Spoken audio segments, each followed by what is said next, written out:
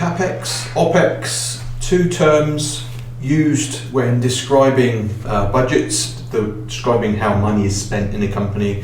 Useful to know these terms when we're communicating with our colleagues about where the budget's going to come from, where money is spent. So let's say that you had your company wants to buy a big truck for the company that's deliver a product or whatever it might be for your company. You would call that a capital expenditure, CAPEX. It's an investment from your company.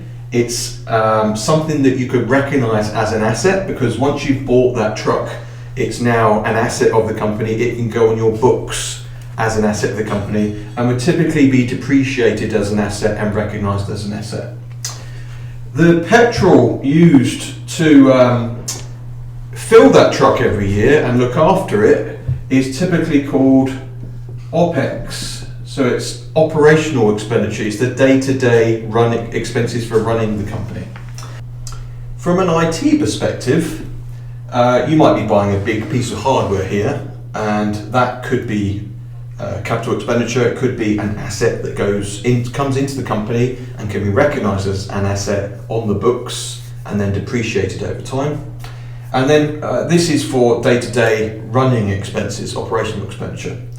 From a software point of view, when you were buying perpetual software that you owned outright, you could consider that an asset and recognise its capital expenditure.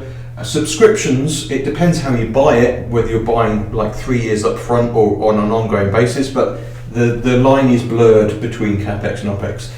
What matters here is what's important to your company, how do they want things to be recognised, and what's important to them. Capital expenditure puts assets on the company's books. It makes the company look better. You have more assets, you have more value.